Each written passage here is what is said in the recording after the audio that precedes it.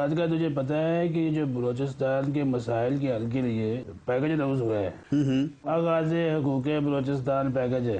آپ کو یہ آغاز حقوق اس لیے یاد آ رہے ہیں کہ آپ اندر خانے آپ حکومت بنانے کے چکر میں ہیں بلوچستان میں سب سمجھتا ہوں چودھری صاحب۔ چل کوئی نہ کوئی چیز بنا ہی رہے نا، ٹھا نہیں رہے۔ یہ بات تو ہے۔ ہاں بات کریں گے آج ہم حاجی لشکری رئیسانی صاحب، کیسے ہیں آپ؟ ٹھیک ہیں؟ آپ ٹھیک ٹھاک؟ ماشاءاللہ آپ جوان آدمی ہیں۔ یہ ہر 2 دن بعد استعفیٰ آپ دے دیتے ہیں، اس کے بعد پارٹی آپ کی قبول نہیں کرتی، اتنا غصہ کیوں آتا ہے آپ کو؟ میں یہ سمجھتا ہوں کہ ایز اے پولیٹیکل ورکر جب میں پارٹی کا پریزیڈنٹ تھا صوبے کا، تو پارٹی ایک ڈسپلن کے ذریعے چلنا چاہیے تھا۔ میں مطمئن نہیں ہوں، اس لیے میں نے استعفیٰ دیا، اور میں یہ سمجھتا ہوں ہم نے حق نمائندگی ادا نہیں کیا۔ کہ ہم اپوزیشن والے ہیں، یہ کام ہمیں کرنا چاہیے، آپ اپنی گورنمنٹ میں رہ کے اپوزیشن کر رہے ہیں۔ نہیں، آپ اپوزیشن میں؟ جی اپوزیشن صاحب آپ ہمیشہ اسٹیبلشمنٹ حکومت میں رہا، آپ کیسے اپوزیشن میں؟ ابھی اپوزیشن میں ہے نا جی، اب تو اسٹیبلشمنٹ اس وقت بھی حکومت میں۔ ابھی تو گئی صاحب لوگوں اس کا کو مطلب پیپلز پارٹی جو ہے اسٹیبلشمنٹ کی بات ہے۔ نہیں، ہم تو حکومت میں، آپ اسٹیبلشمنٹ میں۔ آپ کا اسٹیبلشمنٹ اقتدار ہے، سدا بہار ہیں۔ لیکن سر جی انہوں نے واک آؤٹ کیا، کیسی باتیں کر رہے ہیں آپ؟ اچھا انہوں نے واک آؤٹ کیا انہوں نے؟ جی ایس ٹی پہ آر جی ایس ٹی پہ واک آؤٹ نہیں کیا ہم نے۔ بڑا کمال کیا آپ نے، مجھے پتہ نہیں تھا، میں تو موجود تھا، مجھے خیال نہیں کیا، بالکل کیا تھا جی، کیا تھا۔ اچھا کوئی اور بندہ کوئی کام نہیں کر رہا، اسی کا واک آؤٹ کر لیے۔ کچھ تو کیا، کچھ تو کیا نا، دیکھیں نا، یہ بھی ضروری ہوتا ہے۔ بالکل ٹھیک۔ اچھا یہ جو آپ نے بات کی ہے، چونکہ آپ کا تعلق ہم بلوچستان کی بات کر لیں، یہ مسئلے کا یہ جو آغاز حقوق بلوچستان پیکج دیا ہے، اس کا کیا بنا ہے؟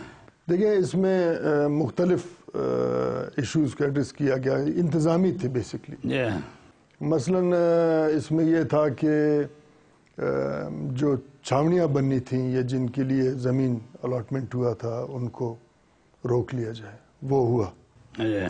کچھ زمین ایجنسیوں کو الاٹ ہوئے تھے، سرکاری زمین، کیونکہ ہم یہ سمجھتے ہیں بلوچستان ایک قبائلی سماج سے تعلق رکھتا ہے، وہاں زمینیں لوگوں کے ہیں آلریڈی، بھلے اس کا کوئی خاتونی وغیرہ نہیں بنا ہے، ان کا الاٹمنٹ کچھ کا کینسل ہوا، وہ بھی اسی کے حوالے سے۔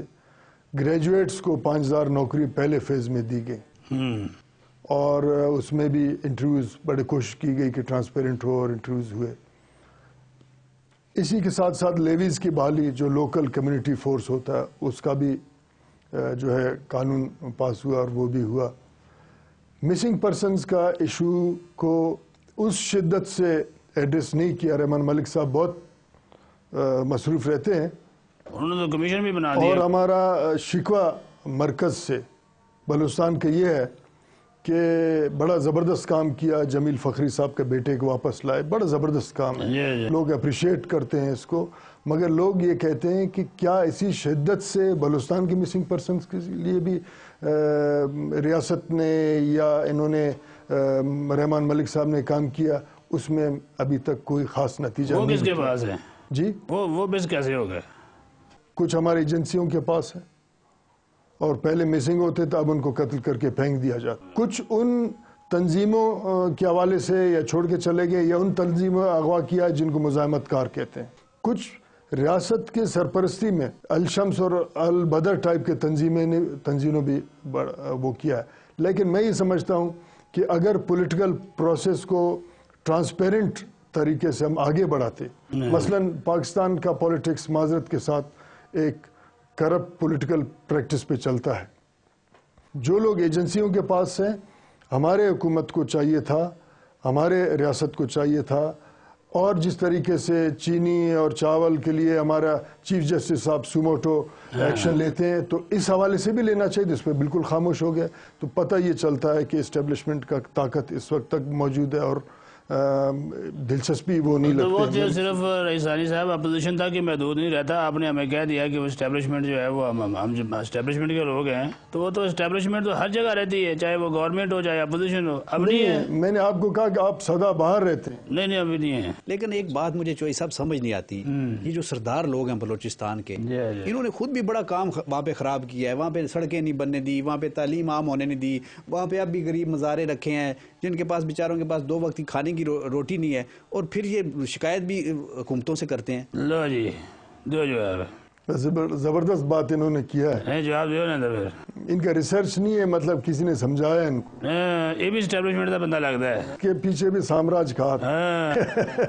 بات یہ ہے, دیکھیں پہلے تو آپ نے ایک چیز طے کرنا ہوگا کہ پاکستان پہ 16 کروڑ لوگوں پہ آمریت سرداروں نے مسلط کی, یا پاکستان کے فوج نے ضیاء اللہ کی شکل میں, ایوب خان کی شکل میں, مشرف کی شکل میں, یحییٰ خان کی شکل میں.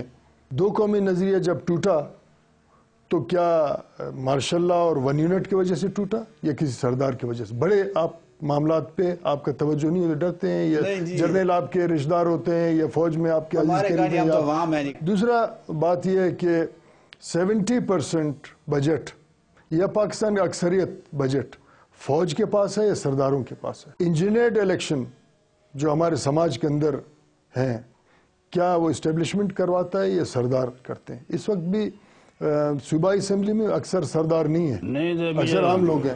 تو یہ بات تو پہلے کلیئر ہونا چاہیے. بڑا جرم ان کا ہے جنہوں نے اس ملک پہ مارشل لا لگایا, اور وہ آپ کے ساتھ ملے ہوئے. صاحب ایک چھوٹا سا قرضہ ہم پہ بھی ہے, وہ ہے بریک کا قرضہ, وہ ایک ہم چھوٹی سی بریک ابھی واپس آتے ہیں.